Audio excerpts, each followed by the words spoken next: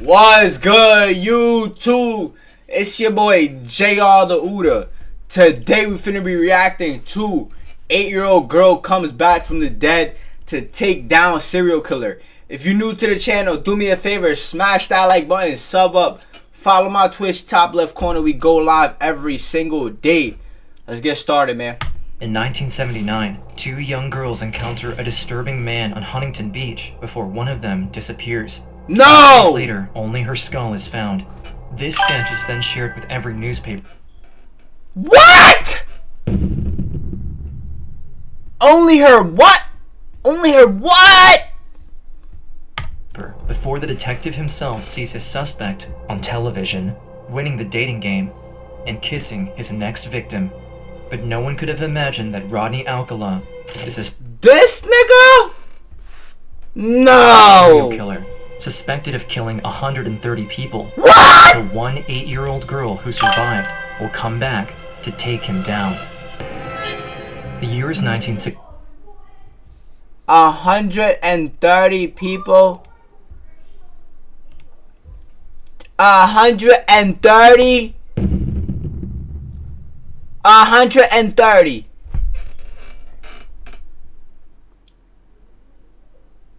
Fam, this nigga looks like he's a model.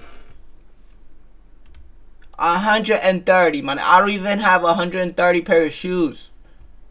I don't even have 130 white tees. 65. 13 years before the episode of the dating game is recorded. That's what I'm saying. He's Morgan.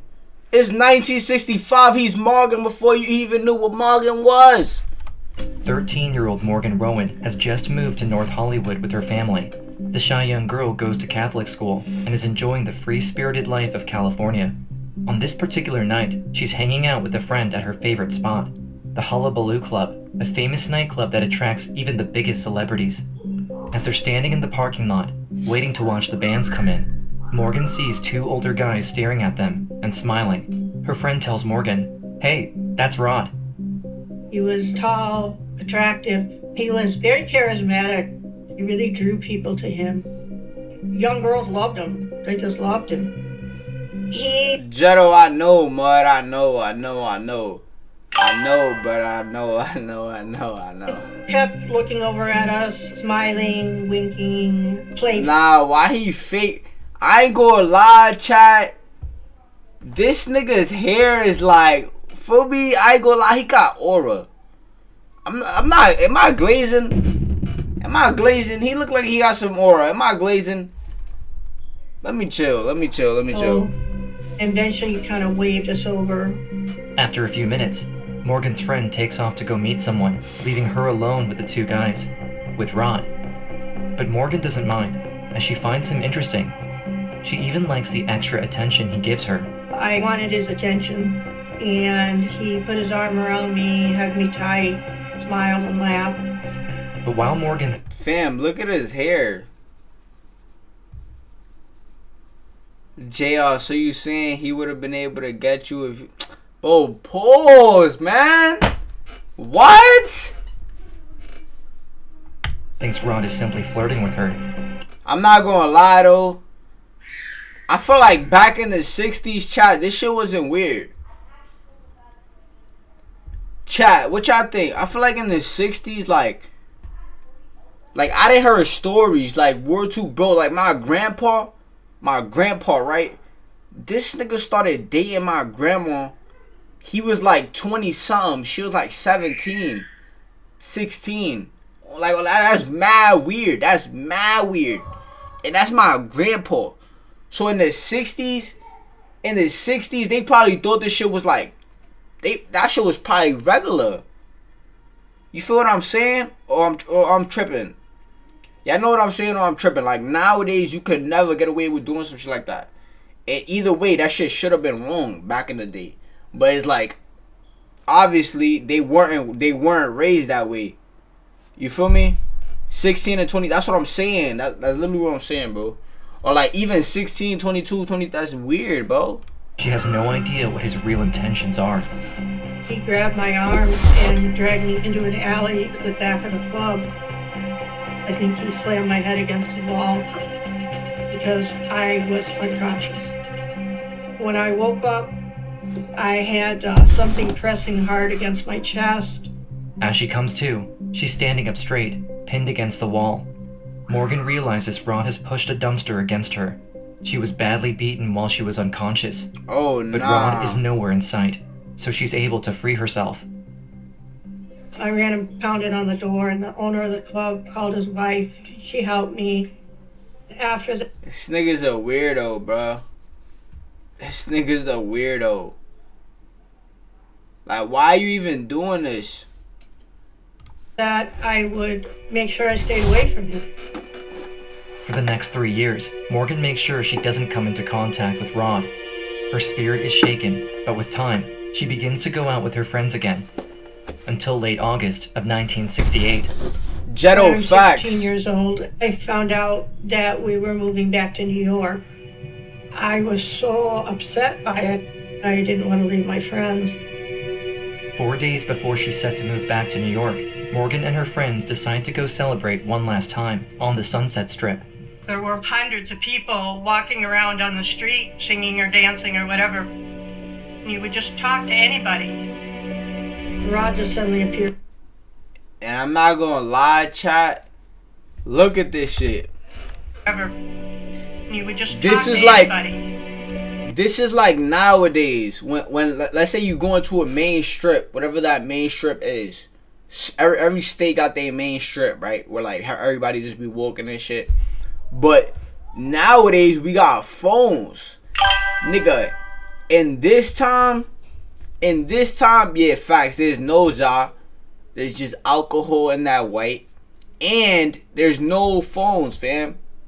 There's no phones. The only way you could call somebody is if you go home. That ass. Or if you, I'm pretty sure if you pay the little coins. You feel me? Rod just suddenly appeared in the crowd, and I was absolutely creeped out. Morgan tries to ignore it and move on with her night. She doesn't want to ruin her last time going out with her friends. Maybe an hour or so later, my two friends came up and said, "Come on, we're all going to IHOP. You want to go?" So we got in a car. My friend Mike was on one side, my friend Evie was on the other, and I was in the middle. Oh, brother. Then suddenly Rod got into the driver's seat and just took off. Morgan is terrified. She hasn't told her. What? He got in the driver's seat and took off? Why? What the fuck? So you telling me nobody was in the driver's seat the whole time? Nobody was in the fucking driver's seat. Everybody's in the passenger and in the back. Nobody is in the seat of the driver. Is that what you're telling me? Friends about the incident with the dumpster, and as they're driving to the restaurant, Morgan isn't sure if she should run or pretend like nothing happened. We went to the restaurant and he pretty much ignored me. I got up and I went to go to the bathroom and I passed a payphone, and my dad always taped a dime inside all of my shoes so I'd be able to call for help if I was in trouble.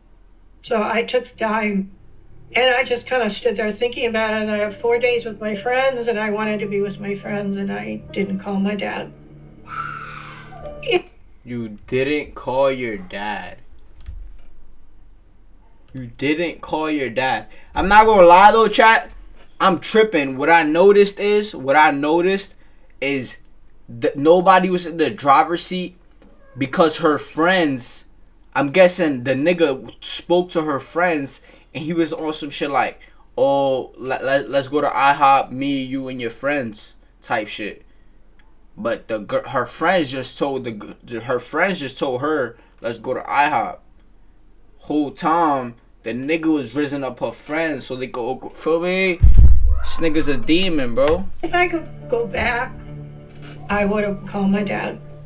And she just parlayed. This nigga just beat the brakes off you, and you just wanna, I don't know, just be like, I don't know if I should ask for help. As she returns to the booth, Rod is telling everyone he'll drive them back. Morgan doesn't say a word. hoping this would be the end of it, and she gets in the car once more. But Oh as they're driving my back towards the gosh. strip, Rod suddenly makes a turn and stops at a house. He tells Morgan and her friends, "Come in, guys. I'm having a party." My friends thought that was great. It was loud music, people talking. I was anxious to leave and I didn't want to sit down, so I just paced. At one point, I walked away from my friends just for a moment, and he just kind of appeared out of nowhere and grabbed me and threw me into his bedroom.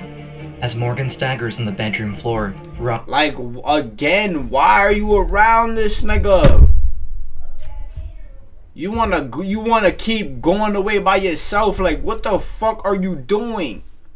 Rod grabs hold of a metal bar and drops it into some brackets on each side of the door, preventing anyone from opening it. I started to know I was in trouble, and I kept backing up until I was against the wall. I tried to be brave, and I said, you can't keep me here. And he just punched me between my eyes as hard as he could. Rod then takes out a knife and cuts the tie off her neck.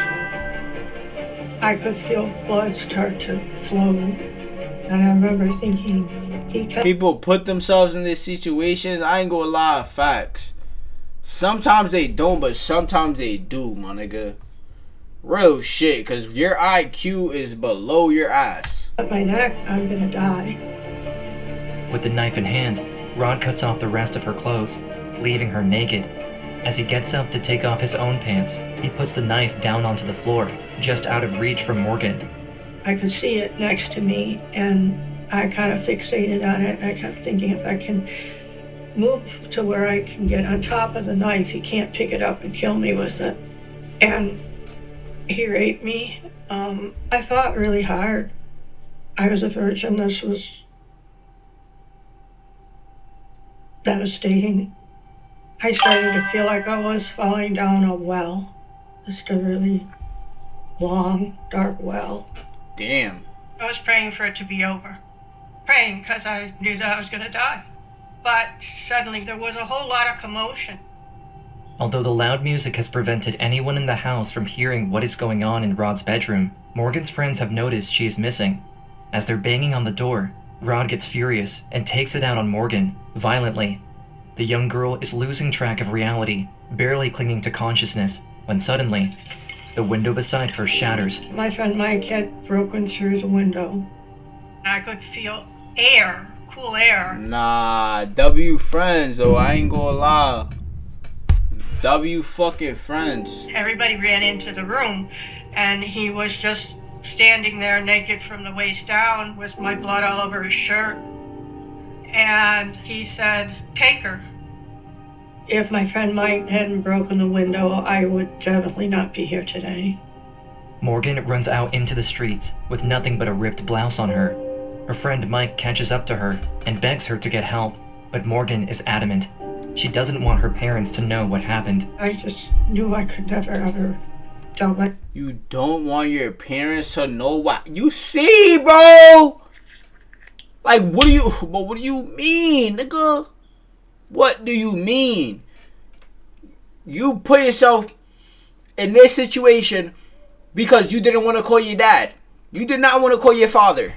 And he put a coin, just like you said, in your shoe so you could call him for emergencies. You didn't call him, and then this happened. Now you don't want to tell them again, fam? Again? I could never do this to my mother, ever.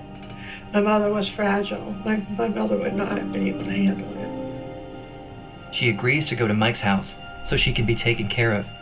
A police officer appeared. I'm not sure who called.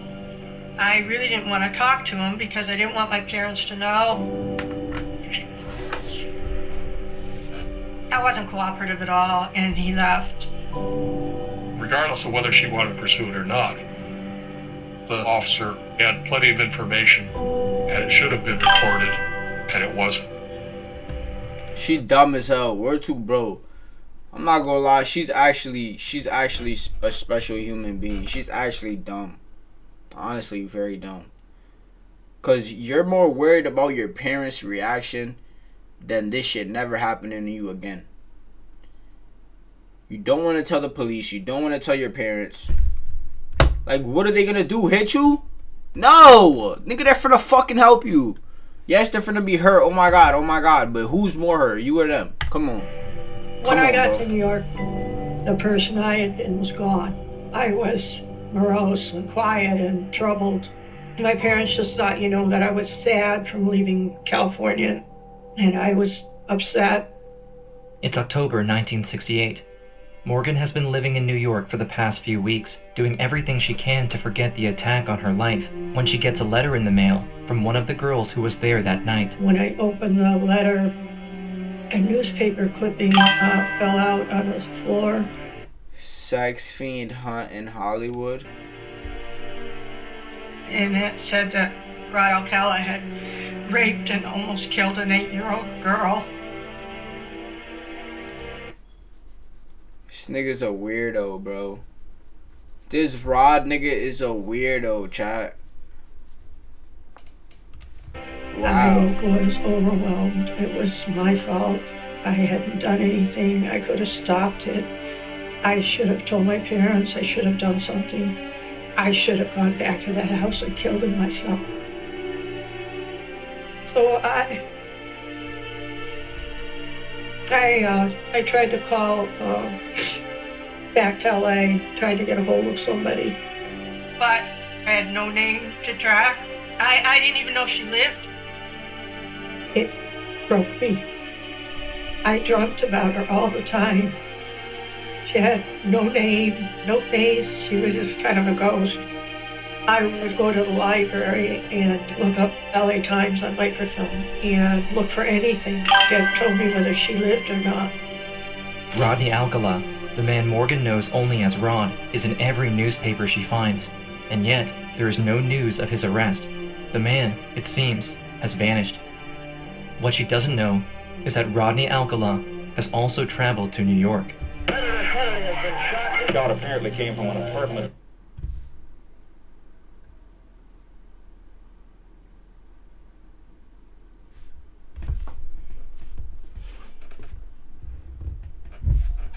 This is Bill McCreary in North Tarrytown with a story about the discovery of the body of a millionaire's daughter missing for the past 11 months. Right now, the body of Miss Hover is in the medical examiner's office up here, where they're trying to determine if foul play was involved in her death. The year is 1971. 3 years after the attack on Morgan, two young girls walk into the post office in New Hampshire, less than 300 miles from where Morgan lives. The girls notice a picture up on the wall behind the counter that says, FBI's Most Wanted. On it is a picture of their summer camp counselor, a man they know as John Berger, but the paper says Rodney Alcala. I get a phone call and it's the FBI in New Hampshire. Say, hey, we've got your guy in custody, Rodney James Alcala. I said, you've got him in custody? Fantastic. It seems too good to be true, but Alcala has in fact been arrested after moving to the other side of the country and changing his name to John Berger. He was actually working at a teenage girls' camp, and I had some information about he was dating. But he changed his whole name. He thought he was low, chat. This nigga thought he was so low. That shit did not work, dickhead. Dating the owner of the camp's teenage daughter. As The owner of the camp's teenage daughter. He just loves him some teenage girls.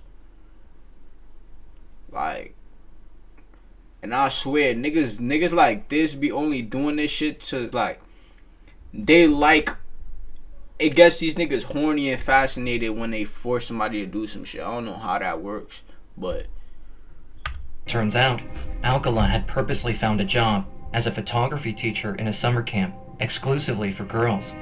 Police can only imagine he was planning for his next victim. On the 12th of August, 1971, I picked him wow. up, took him to the airport, flew him back. We got our guy, he's going to prison for at least 20, 30 years. Detective Steve Hoddle is convinced this is an open and shut case, that he's removed Rodney Alcala from the streets for good. But this couldn't be farther from the truth. Alcala is brought on charges of kidnapping, rape, and attempted murder. With the physical evidence found in his home, with multiple eyewitnesses, and with the victim's identification of Rodney Alcala, the case against him falls apart because one key witness is missing. Around that time, I went down to the library and looked it up, and it said that the 8-year-old girl had been unable to testify. That broke my heart. I thought that she was badly brain damaged. I didn't think she would have a life. I was really, really hurt. Unable to testify is crazy. This nigga finna walk out that bitch free? Is that what you're telling me? No way, right? When the prosecution learned that this 8-year-old girl would not be available to testify, they decided to give him what is known as a plea deal. Alcala accepts the charge of child molestation in exchange for a reduced sentence, but the sentence the judge decides to give him shocks everyone. 1 year to life, which means Rodney Alcala could be released any time after 12 months if he can convince the parole board that he's rehabilitated. In August of 1974, after only 34 months in state prison, the parole board released this man into the wild, into society. I think that because he was as smooth and slick as he was, I think he worked his mental magic on the psychologist, and that recommendation came out. He's all well now. Holy He's cured. shit. He can go back into society.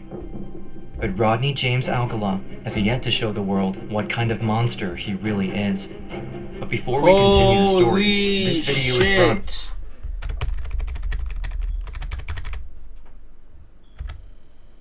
BetterHelp.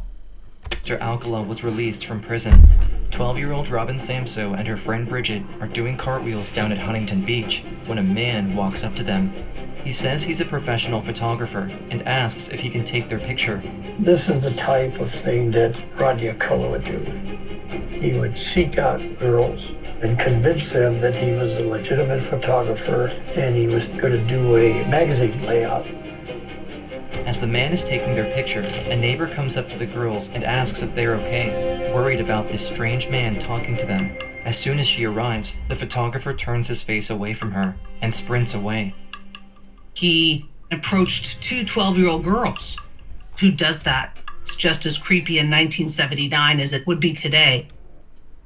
Oh.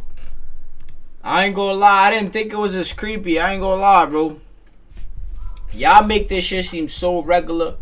I did not think it was as creepy. Shortly after, Robin leaves her friend Bridget so she can be at her ballet class at 4 o'clock. Bridget lends Robin her bike so she won't be late. 1 hour later, Robin's mother gets a phone call from the ballet studio. Her daughter never showed up. What? Right away, Robin's mother Marianne calls Bridget's house, the friend she was last seen with. This is when she learns about the strange man who approached her. Police are called, and Bridget meets with a sketch artist, providing authorities He's just taking with this pics? drawing. The sketch is shared with every media outlet. Everyone is on the lookout, searching for this man, and for 12-year-old Robin, to no avail. It was probably the most horrifying time of all, not knowing. Robin Samso was a 12-year-old, blonde, blue-eyed, poster child for healthy lifestyle. She always had a spirit about her. I mean, everybody that met her fell in love with her. She was probably the most loving child a mother could have. Everything she did to please me. July 2nd, 12 days after she went missing, Robin's body is found in the foothills of Sierra Madre, more than 40 miles from where she was last seen. I said, let's go see her. He said, we can't do that. I said, that's my baby. Of course I can see her. Why not? He said, because it took us 3 days to identify her. I said, what's wrong with you people? How many little girls with long blonde hair disappear that it took you 3 days? He shook my shoulders, and the tears were coming down his face too. He says, there was no hair. Marianne, Robin's mother, is shattered. The loss of her daughter has forever changed her. Fam, what? Fam, what? There was no hair? Los Angeles is troubled by the murder of Robin Samso, as police struggle to find a single suspect. Detective Jenkins with the Huntington Beach Police Department gets a phone call in the late afternoon from a parole officer who says, hey, I've got a parolee who looks awfully similar to that composite sketch. You need to look at him. His name is Rodney Alcala. So this is towards the end of the day. These police are working 18-hour days, if not longer, and Jenkins needs a break. Detective Jenkins plans to take a look at this man named Rodney Alcala first thing in the morning, but for now, he's headed home for the night. But he can't shake the idea that his suspect might have been identified. The name Rodney Alcala lingers on his mind, even as he sits down at home in front of the television and stumbles upon a rerun of the dating game. Well, let's see. Bachelor number one is a successful photographer. His father found him in the dark room at the age of 13, fully developed. Please welcome Rodney Alcala. Rod, welcome. Wait, what? This nigga just said... This host just said some weird pedo shit right now, too. Listen up, chat. And stumbles upon a rerun of the dating game. Well, let's see. Bachelor number one is a successful photographer. His father found him in the dark room at the age of 13, fully developed. Something at the age of 13. Please welcome Rodney Alcala. Rod, welcome. There is Rodney Alcala on TV winning the dating game. Number one, would you say hello to Cheryl, please?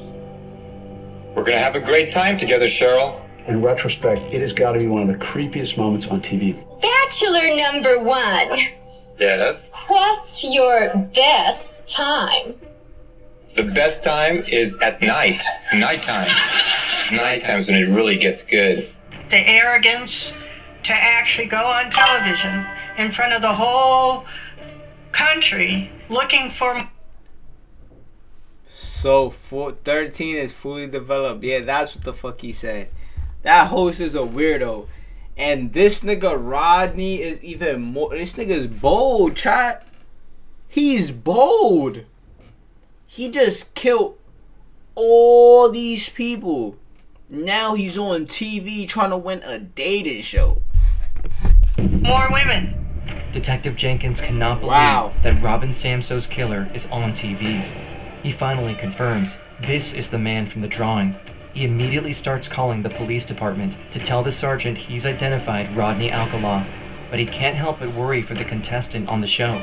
It was recorded 1 year earlier. The woman contestant is Cheryl Bradshaw, and if she chooses him, will she become his next murder victim? Will that date be Bachelor number one, Bachelor number two, or Bachelor number three? Who gets the date?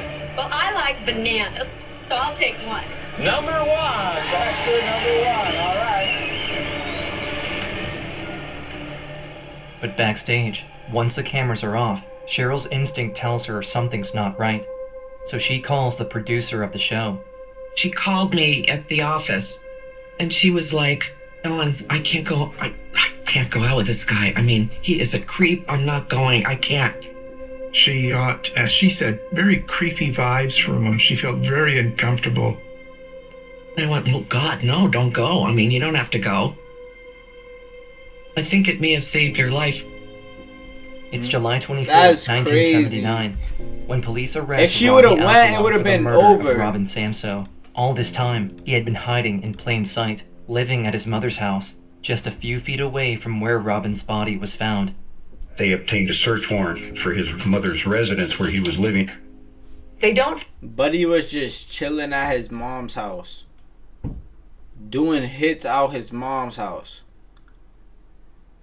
find any forensic evidence linking Rodney Alcala to the murder of Robin Samso, but they do find a receipt for a storage unit in Seattle. They get up to Seattle, they open it up, and it was a bonanza of evidence. They found over 1,000 pictures of young girls and boys that were in explicit and sexually provocative poses, and a lot of them were naked. And many photographs of potential victims that boys and girls Rodney may have targeted, and recover many rolls of undeveloped film. They also find various forms of jewelry, a bunch of different earrings. 2 of the earrings found were gold ball earrings. Robin was described as wearing those earrings on the day that she disappeared. Wow. Now we have something that links Rodney Alcala to Robin Samsoe.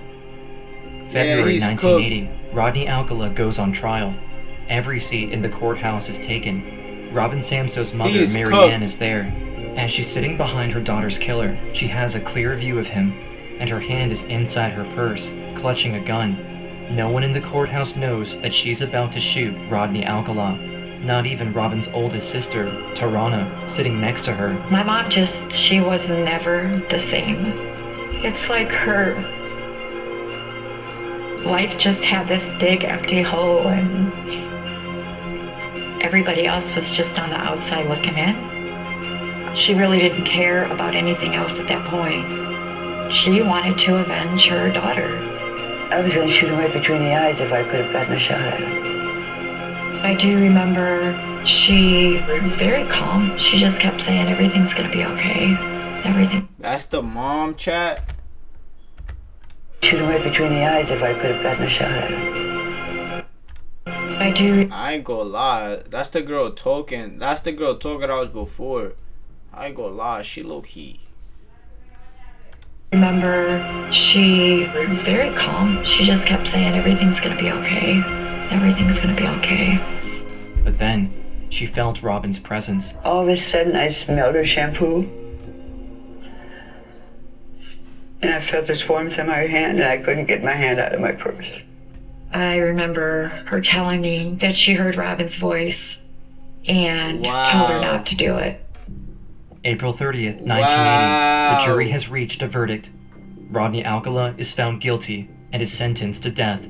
It's a poor exchange for my daughter's life, but maybe it'll save someone else's by him being gone. But to the horror of Robin's family, the unthinkable happens. His sentence is overturned just 4 years later. Today, in a 5-1 decision, the California State Supreme Court ruled that Rodney Alcala did not receive... This nigga gotta be topping off the judges. Word to bro. I'm done with this nigga. He gotta be sucking off the judges. ...receive a fair trial. There's been a gross miscarriage of justice for being found guilty of something that I didn't do, and I think the case will be reversed on appeal. Will Rodney Alcala ever be put to death in your estimation?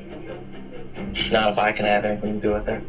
Just can't believe that we have to be punished. Nigga invisible, that's what I'm saying. He's got nothing to do but gain. All we have to do is be destroyed and be pulled down a little bit further. I don't know if we can, really. We, the jury, find the defendant, Rodney James Alcala, guilty of the crime of felony. Death. That's the only penalty that could ever be rendered in a case such as this. The second time he was found guilty, and he got the death penalty again, and we were extremely happy. But in 2001, in the most unlikely turn of events, Rodney's death penalty is again overturned, dragging the family back. Yo!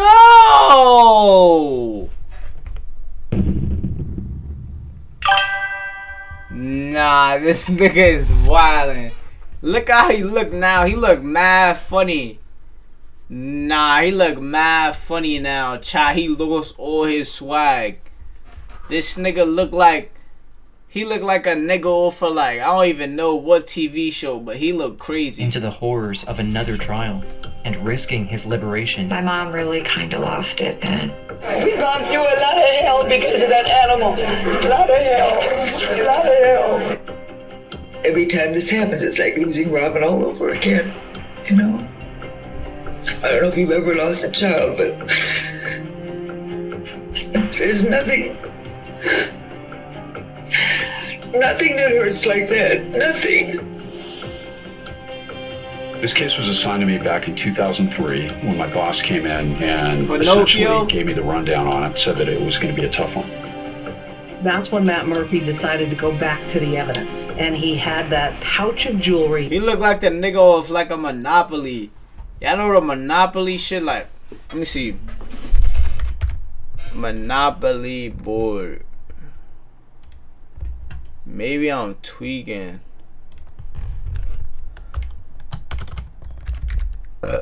Excuse me.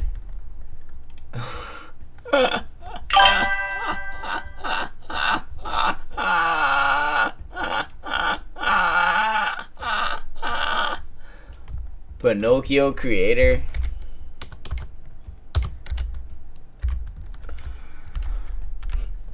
Pinocchio creator. This nigga right here. That was recovered in the Seattle storage locker, reanalyzed for DNA. After successfully petitioning for his conviction to be overturned, Rodney Alcala is awaiting his third trial. What he doesn't know is that forensic science is catching up. After entering Alcala's DNA into the database, District Attorney Matt Murphy, along with police in California and New York, are trying to find matches in cases that were never solved. What they discover is far more shocking than what they expected. DNA links Alcala to 4 Los Angeles murders: Jill Barcombe and Georgia Wixted in 1977, Charlotte Lamb in 1978, and Jill Peranto in 1979. Investigators in Whoa, this is back to back murders, chat. New York will later link him to the murders of Cornelia Crilly in 1971 and Ellen Hover in 1977. 6 women. 4. Why is it only bro? These girls are 10, 11, 12, 9. Are we serious?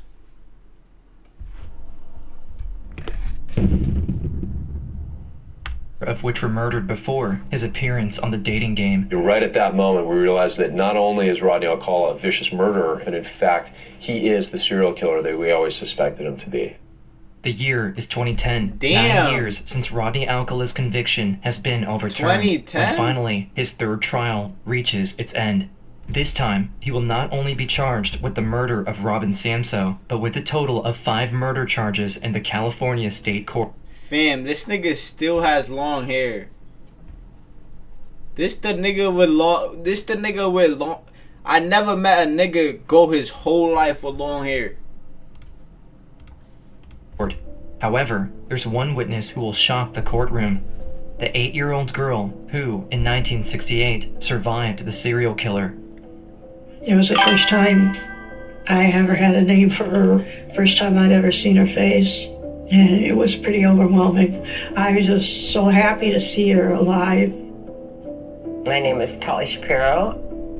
I'm one of Rodney Alcala's first victims and one of the only living victims.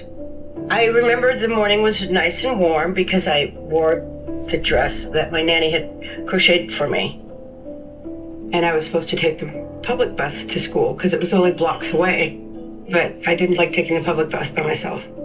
Car approaches me and I guess asked if I needed a ride to school. So he had his window down, I'm on the sidewalk, and I'm talking him through the passenger window. And she says, my parents told me never to accept rides from strangers. And he says, I'm not a stranger, I know your parents. Which is totally possible. There were so many people in and out of my house. My father was in the music business, so we had a lot of colorful characters. And she was 8 years old, fam. This little girl was just 8 years old. It's like, she knew, but it's like, you know. In and out of our house. I just took it like, well, it could be, you know, I mean, I wasn't gonna be rude to the guy. I didn't know to fear people. I got in the car, that's when he asked what time my school started, and then that's when he realized we had plenty of time and he was gonna swing by and show me a poster. I really didn't feel comfortable at that point. And we headed off to his house. I followed him in, and that's all I remember. He obviously hit me over the head right after that, so that was it. Tali wakes up from a coma a month later. She has no idea what happened to her. My parents never spoke about any of this, and neither did anyone else. I remember walking into my classroom and everyone looking at me like I was supposed to be dead. After her ordeal, Tali's parents moved to Puerto Vallarta in Mexico. They want to start a new life for her. In 1971, when Rodney Alcala's trial for her attempted murder takes place, they refuse to let her testify and traumatize her further. I'm so grateful my parents did not have me testify. None of this was my knowledge, and I didn't need to know about those things. It would have totally messed up my childhood. But she has no idea how she survived the attack. only that she had two guardian angels watching out for her. One is a cop, the other a simple Good Samaritan. In 1968, I was a sales representative and I drove a lot.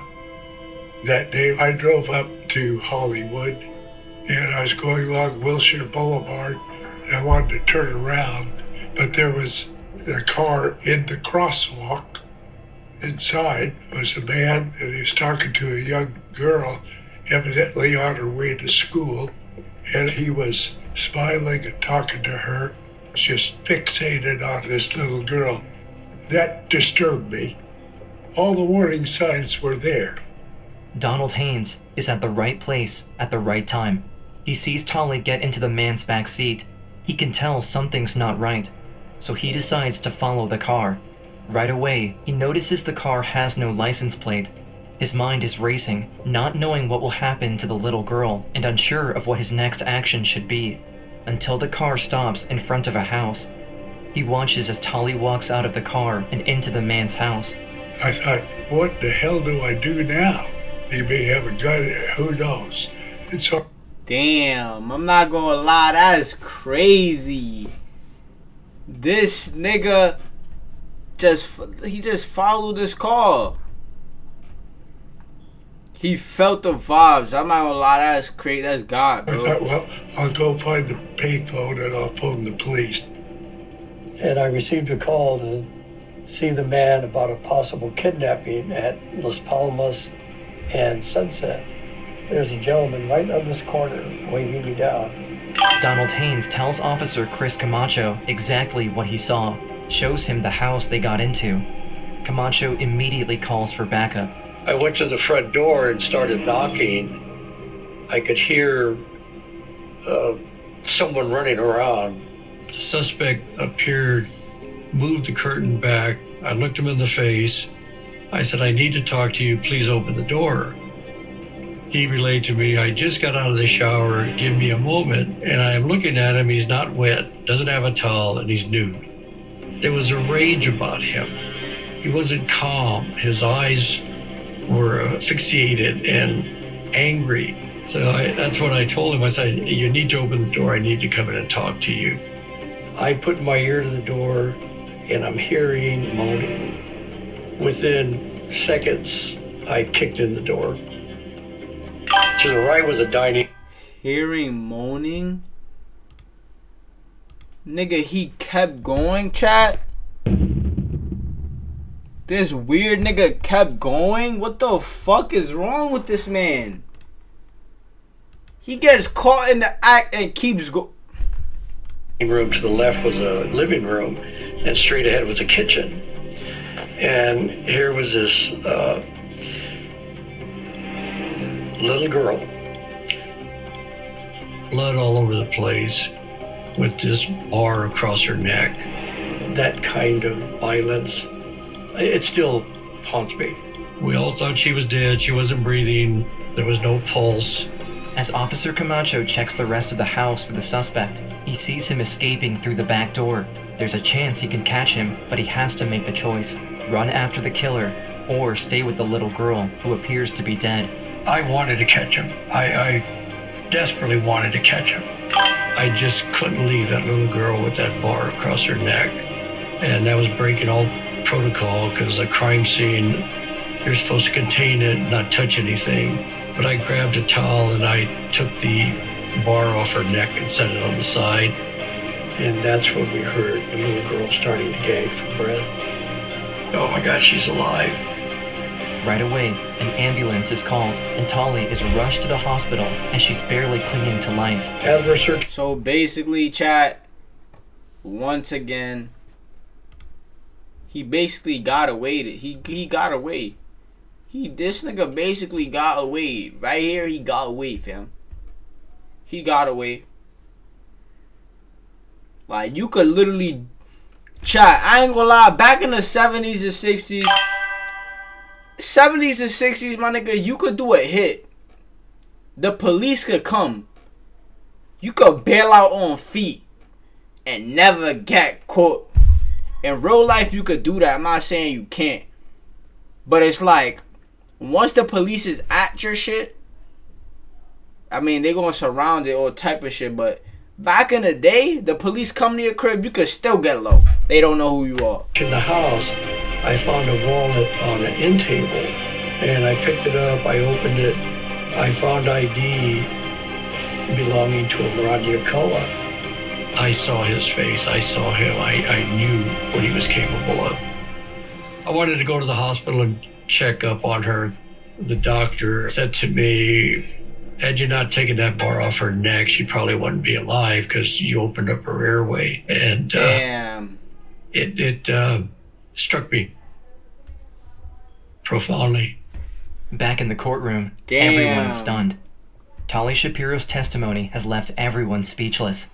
As she leaves her seat, she sees someone she's been waiting her whole life to meet. I was with a group of people, and she came running up to me and said, Mr. Haynes.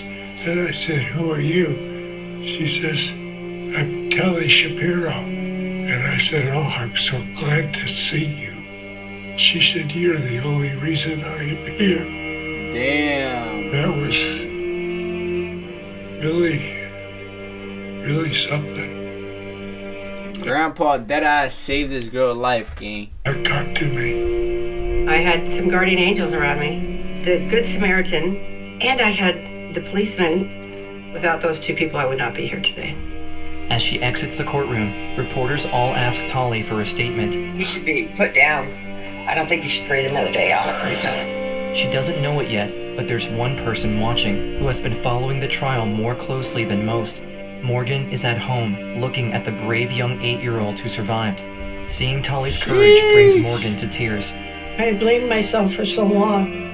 I wanted to contact her, but I felt so much guilt. I thought she'd hate me.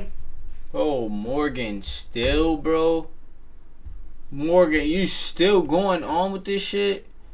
Like, I don't mean to put nothing on you, Morgan. I ain't gonna lie, I know you went through some rough shit. But you still, like, don't want to speak up for yourself? You didn't want to speak up for yourself 50 years ago, and you still don't want to? Are we that ass? I spent a couple days trying to write the perfect thing to just apologize to her, you know? And I sent her the letter. I said there was nothing to forgive. I don't hold you responsible for anything that happened to me. Tali saying she forgave me changed everything. It was definitely a huge step to my recovery. When I went to see her, I told her, you know, I said, for years I've wanted to hold you. Are you okay with that? And she said yes. And I just hugged her. I couldn't let go. It was just wonderful. It's March 9th, 2010, when the trial for the 5 murders committed by Rodney Alcala in California, including 12-year-old Robin Samso, comes to an end. Finally, the jury has reached a verdict. We, the jury, find the defendant, Rodney James Alcala, guilty of the crime of murder in the first degree. I want to hear what this man has to say. He hasn't said one word since he's been on that dating show, chat. We found Alcala guilty of all 5 murders. You know that those families in that moment have a piece of justice after such a long wait of 30 years. We, the jury, determined that the penalty to be imposed upon defendant Literally 30 years, Alcala fam. to be death. And I have prayed about this, and I've given my hatred all to God, because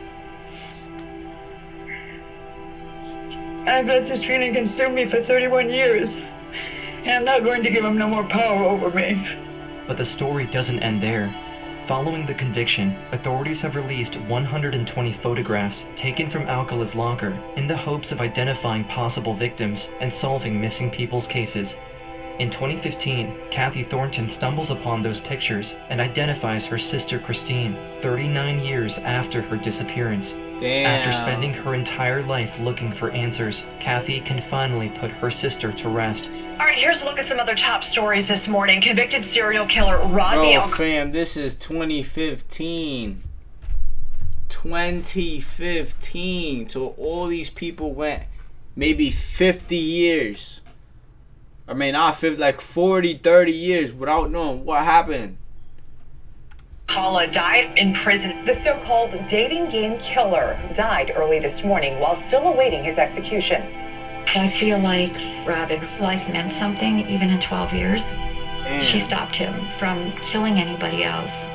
And I believe that if you would have told her that God was going to use her for this purpose, she would have been okay with it. It took me a long time to realize that when evil touches you, it changes you, but it doesn't own you. Facts. Evil will never own you. Rest in peace, Cornelia, Ellen, Christine, Jill, Georgia, Charlotte, Jill, Robin. Chat, this is crazy, bro. 1977, 1, 2, 3, 4. And that's only 4 that we know of. 4 that we know of. But rest in peace to all the victims, bro. Prayers to all the families. If you like this video, do me a favor. Smash that like button. Sub up. Follow my Twitch. We go live every single day. Appreciate y'all for watching, man. It's your boy JrTheOota. I'm out of here.